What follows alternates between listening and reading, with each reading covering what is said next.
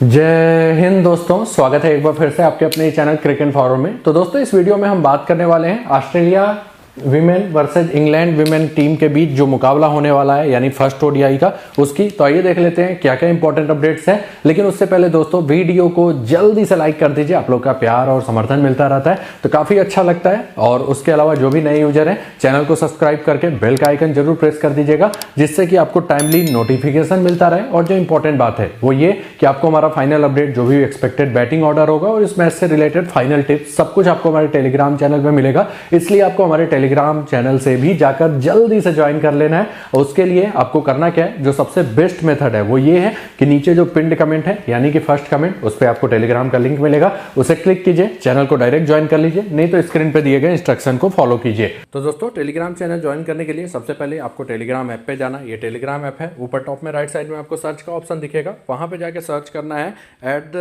@cricinformer और उसके आगे SIDDHANT क्रिक इन्फॉर्मर सिद्धांत आपको सर्च करना है। वहां पे आप जैसे ही ये सर्च करेंगे, सेम ये यूजर नेम वाला आपको यूजर नेम यही होना चाहिए, चैनल नेम क्रिक इन्फॉर्मर दिखाई देगा। 1,57,000 सब्सक्राइबर के आसपास चैनल आपको दिखाई देगा, उसको ज्वाइन कर लीजिएगा। वहां पे आपको सारा कुछ अपडेट मिल जाएगा। अब बात करते हैं इस मैच की, तो स्टार्ट करते हैं। सबसे पहले पिच रिपोर्ट की बात करते हैं। तो मैच होने वाला है मानुका ओवल कैनबेरा में, और ये विकेट, अगर हम ओडीआई मैचेस की बात करें लास्ट के फ्यू इंटरनेशनल गेम की, तो जनरली बल्लेबाजों के मुफीद होता है। बाउंड्री जहां पे शॉर्ट होती है तो बैटिंग थोड़ा इजी होता है। लेकिन ये है महिलाओं का मैच, और महिलाओं मैच में देखिए बहुत ज्यादा हाई स्कोरिंग कॉन्टेस्ट आपको नहीं देखने को मिलता। तो ओवरऑल आप बैलेंस विकेट मानिए, थोड़ा सा बल्लेबाजों को एक्स्ट्रा एडवांटेज मान सकते हैं। अगर पेसर्स वर्सेज स्पिनर्स की बात करें तो देखिए यहां पे स्पिनर्स को बहुत ज्यादा मदद नहीं मिलता।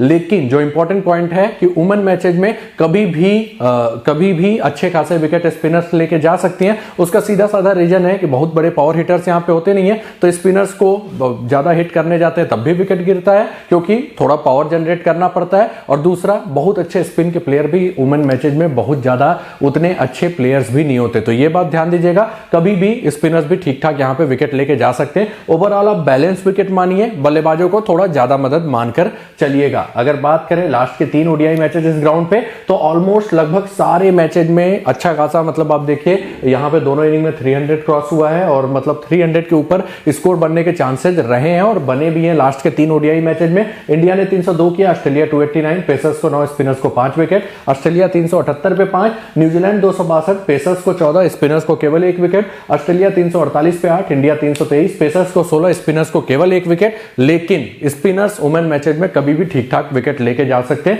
ये बात आप ध्यान दीजिएगा। अगर बात करें हेड टू हेड रिकॉर्ड की, तो यहां पे आपको क्लियरली फेवरेट्स दिखाई देगा ऑस्ट्रेलिया वुमेन टीम, जो कि काफी अच्छे फॉर्म में रहती है। और लास्ट एसेज मुकाबले से, मतलब जो इनका लास्ट में एसेज में टक्कर हुआ था, इस बार वाला नहीं, लास्ट एसेज, उसके बाद से केवल 1 वनडे मैच हारी है ऑस्ट्रेलिया वुमेन, वो भी लास्ट सीरीज में जो इंडिया के अगेंस्ट इनका मैच हुआ था। तो ये बात ध्यान दीजिएगा। तो थोड़ा सा पलड़ा ऑस्ट्रेलिया टीम का भारी होगा, नो डाउट। इंग्लैंड भी काफी अच्छी टीम है, लेकिन फिर भी ऑस्ट्रेलिया वुमेन थोड़ा सा फेवरेट्स आपको ऑन द पेपर दिखाई देगी। अब बात कर लेते हैं ऑस्ट्रेलिया वुमेन टीम की, लेकिन उससे पहले मैं आपको बता दूं, देखिए ये मैच काफी रिस्की रहेगा। उसका रीजन है कि जो ऑस्ट्रेलिया वुमेन टीम है वो इस समय काफी ज्यादा एक्सपेरिमेंट कर रही है। कुछ जो इनके पहले के स्टार प्लेयर रहे, उनके बैटिंग में कमी आया, उनके बॉलिंग में इवन ओवर्स भी घटा दे रही है। तो काफी रिस्की मैच होने वाला। कुछ नए प्लेयर्स जो हैं उन पे टीम ज्यादा भरोसा दिखाई दे रही है। तो अभी जैसे T20 में आपने देखा फर्स्ट मैच काफी अनएक्सपेक्टेड हुआ था, मेगन सूट के ओवर कटे थे,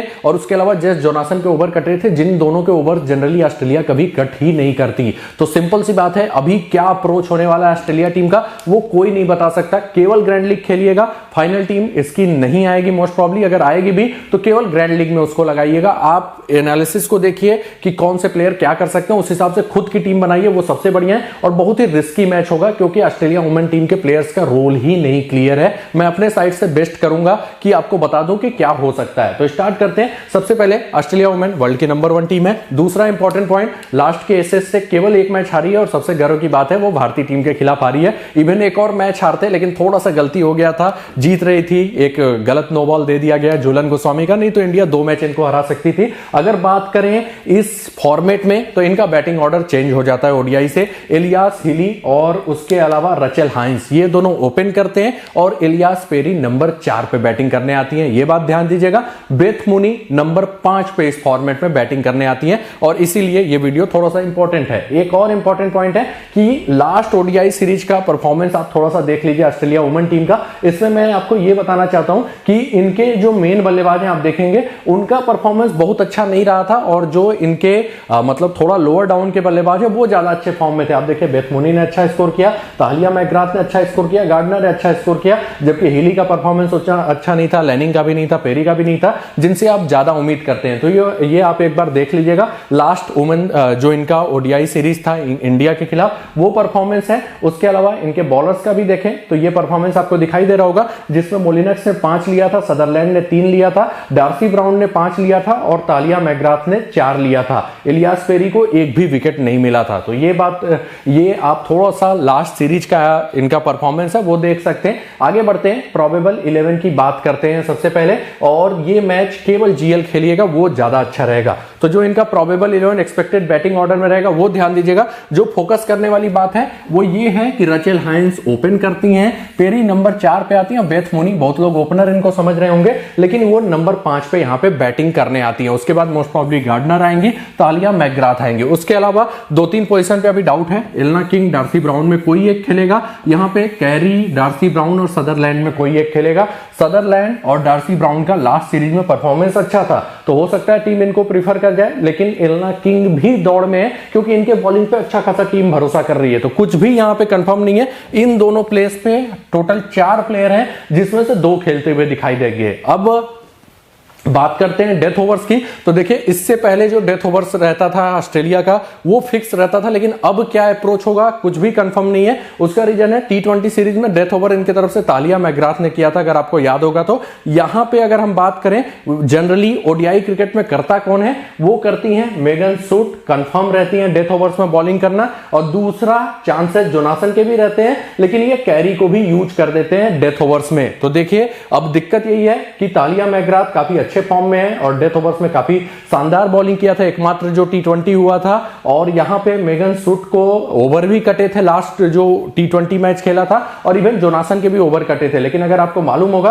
तो ये फर्स्ट नंबर पे हैं ओडीआई रैंकिंग में और ये है 3rd रैंक पे ओडीआई रैंकिंग में। मतलब कि सीधे सीधे जो वर्ल्ड की टॉप गेंदबाज हैं उनका ओवर कटा था लास्ट के टी20 सीरीज में, और भरोसा दिखाया गया था तालिया मैकग्राथ पे। कैरी भी ठीक ठाक कैरी नहीं ज्यादा ओवर नहीं किया था, एलना किंग अच्छा खासा ओवर करके गई थी। तो इसीलिए इस टीम का क्या अप्रोच होगा मुझे नहीं मालूम, लेकिन यह बात ध्यान दीजिएगा कि ये वर्ल्ड नंबर 3 की गेंदबाज हैं और जेस जोनासन नंबर 1 की गेंदबाज हैं आईसीसी रैंकिंग में। और सिंपल सी बात है, टैलेंट है, पोटेंशियल है, तभी है। तो ये बात ध्यान दीजिएगा। डेथ ओवर में मैं सूट को कंफर्म मानता हूं, और उसके अलावा मोस्ट प्रोबेबली कैरी खेलती हैं, वो कर सकती है, मैकग्राथ कर सकती हैं या जोनासन कर सकती हैं। ये बात ध्यान दीजिएगा। मतलब डेथ ओवर का कुछ भी इनका फिक्स नहीं है। अगर नंबर ऑफ ओवर्स की बात करें तो देखिए, अगर हम इससे पहले के रिकॉर्ड की बात करें तो सूट को पूरे करने चाहिए, जोनासन को पूरे करने चाहिए, और उसके अलावा डार्सी ब्राउन, एलना किंग में से जो भी खेलेगा वो भी पूरे कर सकते हैं। तो ये 3 के अच्छे खासे ओवर हो सकते हैं। आजकल तालिया मैकग्राथ पे टीम भरोसा कर रही है तो ये भी आप मान के चलिए 5 ओवर प्लस कर सकती है, लेकिन पूरे करेंगे उसका मुझे गारंटी नहीं है। यहां पे भी जो खेलेगा इसमें से डार्सी ब्राउन को मैं नीचे ही काउंट कर लिया हूं, कैरी, सदरलैंड ये भी 5+ ओवर करेंगे, और पेरी भी अच्छा खासा वनडे मुकाबले में ओवर करती हैं। लेकिन इनका हालिया दिनों में बॉलिंग काफी खराब चल रही है तो कितना ओवर देगी वो श्योरिटी नहीं है। तो ये बात ध्यान दीजिएगा। ये टोटल इनका प्रोबेबल 11 है और नंबर ऑफ बॉलर्स इनके पास अच्छे खासे हैं। ये सब अच्छे बॉलिंग ऑप्शन है। इवन इनके पास गार्डनर है, पेरी भी है। तो मतलब बॉलिंग का ओवर कुछ भी कंफर्म नहीं है, लेकिन फिर भी मैं इसमें से जो 3 खेलेंगी उन तीनों से मैं अच्छा खासा ओवर एक्सपेक्ट कर रहा हूं। तो ये बात ध्यान दीजिएगा। आगे चलते हैं प्लेयर वाइज एनालिसिस पे, जो कि सबसे इंपॉर्टेंट होने वाला है। तो स्टार्ट करते हैं। सबसे पहले रचेल हाइंस, इनके टीम की बहुत ही स्टार बल्लेबाज और जनरली अच्छा खासा फॉर्म में भी रहती है। इंडिया के खिलाफ भी 2 मैच खेला था तो एक में 93 का स्कोर करके गई थी। अच्छी हिटर हैं। ओवरऑल एक साइड से एंकर करने के लिए जानी जाती है। ओवरऑल एक डिसेंट पिक आपके टीम में हो सकती है। ओपन करेंगी ये बात ध्यान दीजिएगा, और खेलेंगे भी। ओवरऑल इनका 38 का एवरेज है ओडीआई क्रिकेट में। फिर आती है एलियास हिली, अच्छी हिटर है, बस ये कंसिस्टेंसी उतना ज्यादा नहीं रहता, लेकिन बहुत इंपैक्ट वाला इनिंग कई बार खेलती हैं। और जो इंपॉर्टेंट पॉइंट है कि विकेट कीपर कैटेगरी में एकमात्र अच्छी पिक है हैं, तो इसलिए आपको इनको कवर करना चाहिए। इंपैक्ट वाली बल्लेबाज है, कभी भी अच्छा खासा स्कोर कर सकती है। लास्ट के 5 मैचेस देखें तो परफॉर्मेंस अच्छा नहीं था, इवन इंडिया के अगेंस्ट भी एक मैच को छोड़ दें तो स्ट्रगल कर रही थी, लेकिन अच्छी हिटर है और कभी भी इंपैक्ट वाला नॉक खेल सकती है। जीएल में कैप्टन कर दीजिएगा और यहां पे बाउंड्री शॉर्ट है तो हो सकता है अच्छा खासा स्कोरिंग कर जाए। उसके बाद आती है मेग लैनिंग, वुमेन क्रिकेट की वन ऑफ द टॉप बल्लेबाजों में से एक, consistent performer, most of the time अच्छा स्कोर करती हैं। एवरेज इनका देखिए 53 का है, मस्ट हैव पिक आपके टीम में रहेंगी, कभी भी इंपैक्ट वाले परफॉर्मेंस देके जा सकती हैं और करंट परफॉर्मेंस बहुत ही अच्छा चल रहा है इस सीरीज में। आगे बढ़ते हैं, Ellyse Perry, women cricket history की one of the best player, मेरे हिसाब से बेस्ट प्लेयर। बस दिक्कत यह है कि हालिया दिनों में थोड़ा सा इनका परफॉर्मेंस डाउन हुआ है, लेकिन ये स्लो जरूर खेलती हैं, लेकिन इंपैक्ट वाला नॉक ओडीआई में कभी भी खेल सकती हैं। एवरेज देखिए 51 के आसपास है और बॉलिंग भी अच्छा खासा करती हैं। 118 मैचों के 115 इनिंग में बॉलिंग किया है और 152 विकेट लेके गई हैं, लेकिन ओवर जो पहले श्योर था कि ये पूरे 10 करती थी वो नहीं करेंगी। स्विंग गेंदबाजी और लाइन लेंथ के लिए जानी जाती हैं, लेकिन मैं 5 ओवर फिर भी इनसे एक्सपेक्ट कर रहा हूं। अभी टेस्ट मैच जो हुआ था उसमें एक इनिंग में 3 विकेट भी लिया था, तो ओवरऑल ये आपके लिए नंबर 4 पे बैटिंग करेंगी, प्लस 5 से 6 ओवर और बैटिंग में देखिए कंसिस्टेंट परफॉर्मर मानी जाती हैं, तो ओवरऑल एक अच्छी पिक आपके टीम में रहेंगी। भले ही थोड़ा सा इनका पहले से ज्यादा इंप्रेशन खराब हुआ है, लेकिन बल्लेबाज तगड़ी हैं। इवन बिग बैश में भी आपने देखा होगा 30-40 कभी भी बना के दे देती थी और उसके अलावा बॉलिंग भी कर सकती हैं। हां, पूरे नहीं करेंगी, लेकिन 5-6 ओवर करेंगी। आप इवन कैप्टनसी ऑप्शन में भी इनको रख सकते हैं, ये बात ध्यान दीजिएगा। आगे चलते हैं, बेथ मोनी, इनके टीम की मोस्ट इनफॉर्म बैटर और इस समय तीनों फॉर्मेट में ये अच्छा स्कोर कर रही हैं, लेकिन दिक्कत ये है बैटिंग ऑर्डर इनका काफी नीचे। इवन लास्ट सीरीज में भी बेहतरीन परफॉर्मेंस किया और ओवरऑल एवरेज देखिए वो भी बढ़िया है, लेकिन बैटिंग ऑर्डर जो है नंबर 5 है और वहां पे कई बार होता है अगर इनका टॉप ऑर्डर टिक गया तो बहुत अच्छा स्कोरिंग ना करें, और ये रिस्क हमेशा इनके साथ रहता है। बस दिक्कत यही है ऊपर का टॉप ऑर्डर लास्ट सीरीज में इनका परफॉर्म नहीं किया था, तो अच्छा खासा बैटिंग मिल गया, नहीं तो ये लास्ट में आती है 30-40 बना के नबाद रहती हैं, कई बार बहुत ज्यादा बैटिंग नहीं आता, तो ये रिस्क हमेशा रहेगा। तो ओवरऑल जीएल में ज्यादा अच्छी पिक होंगी। फर्स्ट बैटिंग आती है तो एक बार स्मॉल लीग में भी लेने का रिस्क ले सकते हैं। बहुत ही टैलेंटेड बल्लेबाज है, इन फॉर्म बल्लेबाज है। फिर आती है ए गार्डनर, अच्छी हिटर है, प्लस बॉलिंग भी करती है, लेकिन इनका बॉलिंग का ओवर इस सीरीज में कटा है। इंडिया के खिलाफ बहुत ज्यादा बॉलिंग किया, लेकिन पता नहीं क्यों इधर इनका बॉलिंग के ओवर्स कटने लगे। इवन टेस्ट मैच में भी ज्यादा बॉलिंग नहीं किया और जो T20 हुआ था उसमें भी बॉलिंग नहीं किया। ऑफ ब्रेक गेंदबाज है, लेकिन ये टीम उतना नहीं देखती थी कि लेफ्ट हैंडर्स आएंगे तभी ये गेंदबाजी करेंगे, ये राइट हैंडर्स को भी बॉलिंग करती थी। हार्ड हिटिंग बल्लेबाज है, लेकिन कुछ ओवर कर सकती है, लेकिन इनका बैटिंग ऑर्डर नीचे है। और दूसरा इंपॉर्टेंट पॉइंट कि शायद उतना ज्यादा ओवर ना करें, इसलिए अब ये उतनी अच्छी पिक नहीं रहेंगी। पहले मस्ट हैव पिक हुआ करती थी। जीएल में एक आध टीम में ट्राई कर लीजिएगा, अगर बॉलिंग आ गया तो क्या पता इंपैक्ट वाला परफॉर्मेंस कर दें, नहीं तो अब उतना अच्छा परफॉर्मेंस करने के चांसेस कम है। आगे बढ़ते हैं, तालिया मैकग्रा बहुत ही बेहतरीन फॉर्म में और कैरियर के बेस्ट फॉर्म में चल रही है। बस यही है कि बैटिंग ऑर्डर इनका नीचे रहेगा और उसके अलावा बॉलिंग लेकिन ठीक ठाक करना चाहिए, क्योंकि इंप्रेस किया है। अभी जो T20 मैच हुआ था उसमें 3 विकेट लेके गई थी फर्स्ट मैच में, और उसके अलावा बिग बैश में भी ठीक ठाक परफॉर्मेंस था। इंडिया के खिलाफ भी अच्छी बॉलिंग करके गई थी और 3 मुकाबलों में ऑन एवरेज निकाले तो 7 ओवर के आसपास कर रही थी। तो यहां पर भी आप मान के चलिए 7-8 ओवर बॉलिंग कर सकती हैं, प्लस बैटिंग बैकअप होगा। देखिए, मैं आपको एक सजेशन दे सकता हूं कि अगर इनकी फर्स्ट बैटिंग आती है तब इनकी बैटिंग लगभग कंफर्म आएगी, और जिस हिसाब से फॉर्म में चल रही है 20-25 तो रन आके बनाई देंगी और प्लस बॉलिंग बैकअप ले लें, तो उस केस में आपके लिए डिसेंट पिक रहेंगी। सेकंड, अगर इनकी बैटिंग आती है तो थोड़ा सा ऑस्ट्रेलिया टीम मजबूत है तो हो सकता है उतना ज्यादा बैटिंग ना आए, उस केस में थोड़ा सा एवरेज पिक होंगी, ये बात ध्यान दीजिएगा।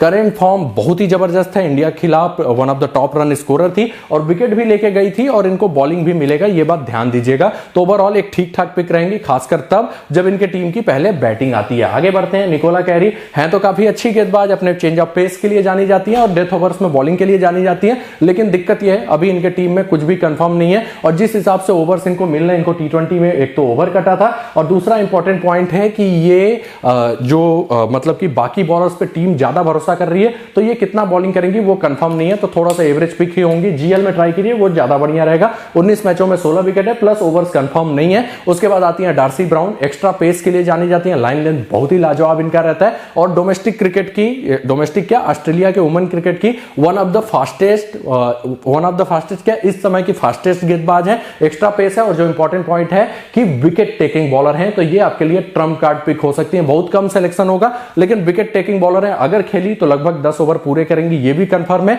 तो ओवरऑल एक डिसेंट पिक आपके टीम में हो सकती है। 3 मैचेस खेला है, 5 विकेट लेके जा चुकी हैं। आगे बढ़ते हैं। ए सदरलैंड अपने स्विंग गेंदबाजी के लिए जानी जाती है और थोड़ा बहुत बैटिंग भी कर लेती है, लेकिन ओवर्स इनके कटते रहते हैं, इसलिए थोड़ा सा एवरेज पिक ही होंगी, स्मॉल लीग में उतनी अच्छी पिक नहीं होंगी। फिर आती है जेस जोनासन, वर्ल्ड की नंबर 1 गेंदबाज इस फॉर्मेट की और विकेट टेकिंग बॉलर है। अब दिक्कत जो सबसे बड़ी आती है वो यहां पे आती है कि टीम मैनेजमेंट इन पे ज्यादा भरोसा ही पता नहीं क्यों नहीं कर रही है। एकाएक T20 में 2 ओवर बॉलिंग दिया, फिर ओवर ही कट गया, और फिर उसके बाद जो टेस्ट मैच हुआ उसमें भी एलना किंग अच्छा खासा ओवर करके गई, इनके ओवर्स कटे थे।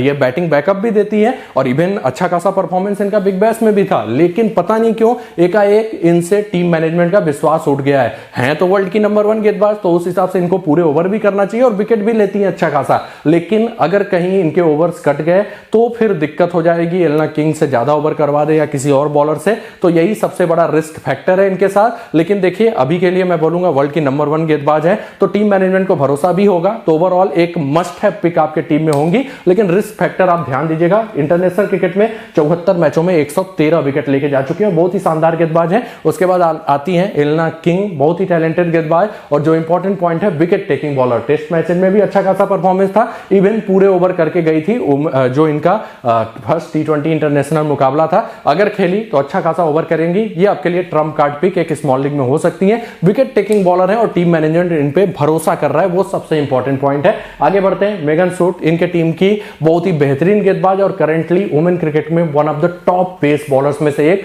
स्विंग गेंदबाजी के लिए जानी जाती है, change of pace death overs में करती हैं और बहुत ही टैलेंटेड गेंदबाज है, विकेट टेकिंग बॉलर है। ओवरऑल एक मस्ट हैव पिक होंगी, भले ही T20 में इनके ओवर्स कटे थे, मैं एक्सपेक्ट करूंगा यहां पे पूरे 10 ओवर करेंगे और विकेट टेकिंग बॉलर है, ये बात ध्यान दीजिएगा। आगे बढ़ते हैं। ग्रेस हैरिस नहीं खेलेंगी, जो भी होगा आगे वो नहीं खेलेगा। अब बात करते हैं इंग्लैंड वुमेन टीम की, तो देखिए टीम ये भी काफी अच्छी है और सिंपल सी बात है, ऑस्ट्रेलिया को अगर कोई टक्कर देता है तो एकमात्र टीम यही है जो कई बार इवेंट जीतने के करीब भी पहुंचे, भले ही लास्ट के एसेस से मतलब इन्होंने कोई मैच इनके अगेंस्ट जीता नहीं है, रिकॉर्ड भी ओवरऑल ओडीआई में खराब है, लेकिन ये भी टीम अच्छी है तो कभी भी हरा सकती है, ये बात ध्यान दीजिएगा। तो बात करते हैं प्रोबेबल 11 की इनकी, तो ये आपको स्क्रीन पे दिखाई दे रहा है। यहां पे आपको बस ये ध्यान देना है, वैट और विनफील्ड में से कोई एक खेलते हुए दिखाई देगा, ग्लेन और डीन में से कोई एक आपको खेलते हुए दिखाई देगा। डेथ ओवर्स की बात करें तो एकल स्टोन और ब्रंट नॉर्मली इनके तरफ से डेथ में करती हैं, लेकिन कभी कभी एकल स्टोन शायद पहले कर जाए तब ये किट क्रॉस को भी डेथ में यूज कर देते हैं। श्रपसोल नॉर्मली शुरुआत में बॉलिंग करती हैं,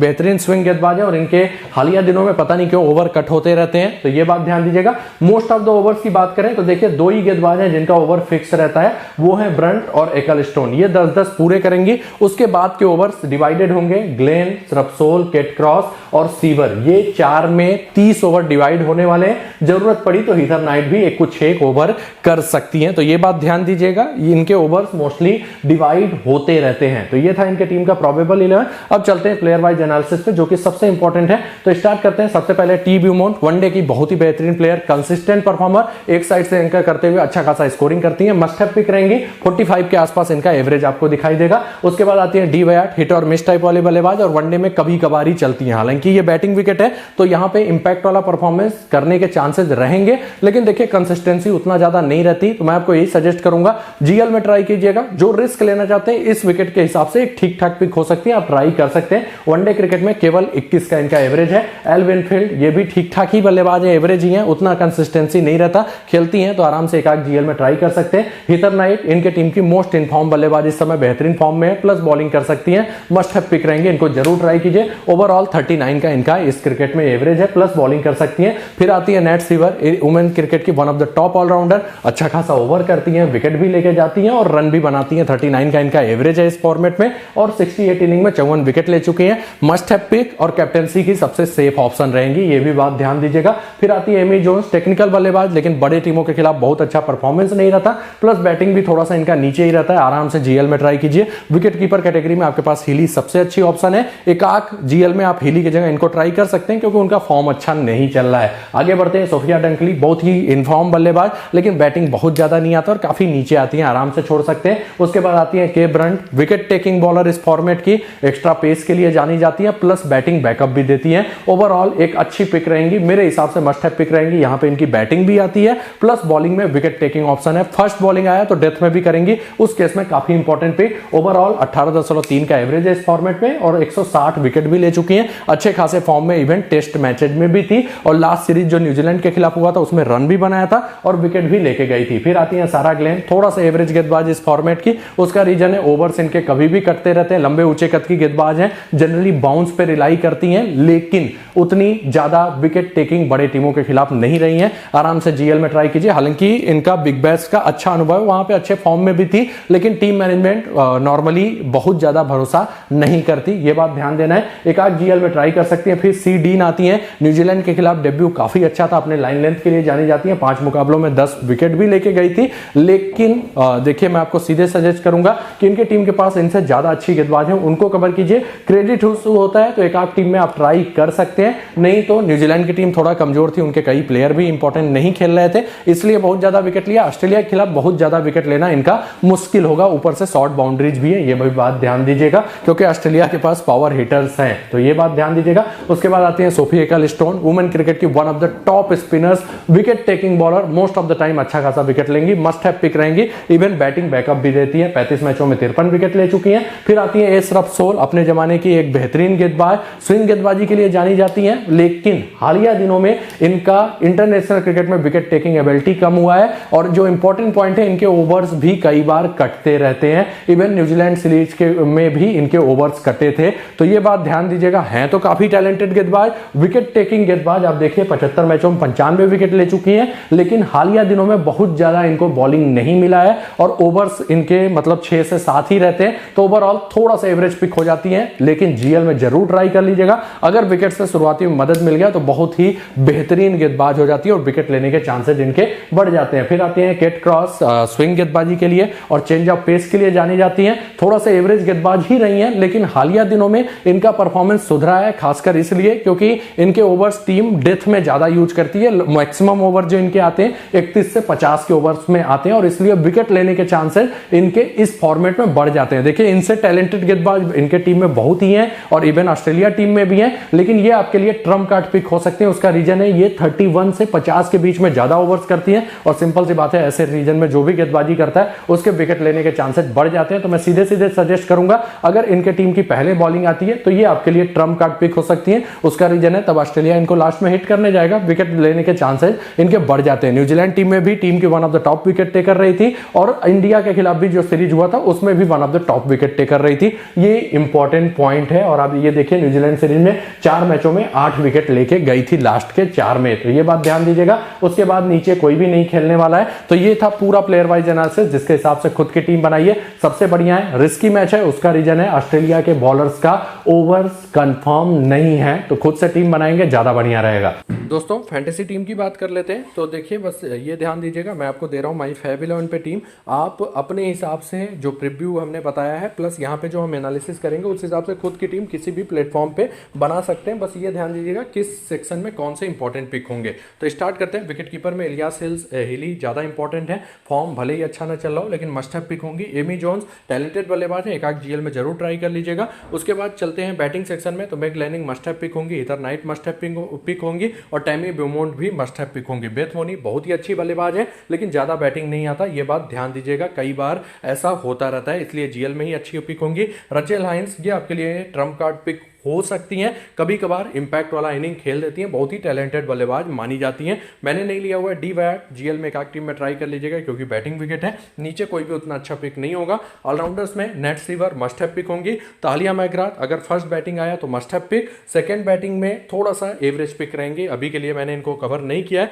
लेकिन अच्छी ऑलराउंडर है और इस समय कैरियर के बेस्ट फॉर्म में चल रही है। बस यही है कि बैटिंग ऑर्डर इनका थोड़ा नीचे होगा, थोड़ा क्या बहुत ज्यादा नीचे होगा। उसके बाद कैथरीन ब्रंट है, बैटिंग भी आएगी लगभग कंफर्म है और बॉलिंग में विकेट टेकिंग बॉलर हैं, ओवरऑल एक डिसेंट पिक होंगी, इनको भी मैंने कवर किया हुआ है। इलियास पेरी ये भी अब इंपॉर्टेंट पिक होंगी, उसका रीजन है 5-6 ओवर बॉलिंग कर सकती है प्लस नंबर 4 पे बैटिंग करने आती हैं और वहां पे ये अपना खुद का नेचुरल गेम खेलेंगी तो चलने के चांसेस अच्छे रहेंगे, भले ही लास्ट सीरीज उतना अच्छा ना गया हो। गार्डनर अब केवल जीएल में एक टीम में ट्राई कीजिए क्योंकि बॉलिंग उतना ज्यादा नहीं मिल रहा है, बैटिंग भी काफी नीचे रहेगा और कोई उतना अच्छा ऑप्शन नहीं है। निकोला कैरी फर्स्ट बॉलिंग के केस में एक जीएल में ट्राई कर लीजिएगा, उसका रीजन है कई बार ये डेथ में बॉलिंग कर जाती हैं। बॉलिंग सेक्शन में सोफी एगलस्टोन मस्ट हैव पिक होंगे, विकेट टेकिंग बॉलर हैं। जेस जोनासन भले ही लास्ट T20 में बॉलिंग नहीं मिला ज़्यादा और उसके अलावा टेस्ट सीरीज में भी ज़्यादा बॉलिंग नहीं मिला, लेकिन वर्ल्ड के नंबर 1 गेंदबाज हैं, तो मैं इन पर भरोसा कर रहा हूँ। इनको भी कवर किया हुआ है। केट क्रॉस फर्स्ट बॉलिंग आती है इंग्लैंड की, तो एक ट्रम्प कार्ड पिक आपके लिए हो सकती है। एलना किंग अगर खेली तो ट्रम्प कार्ड पिक रहेंगे, उसका रीजन है विकेट टेकिंग बॉलर है, और अगर ये खेली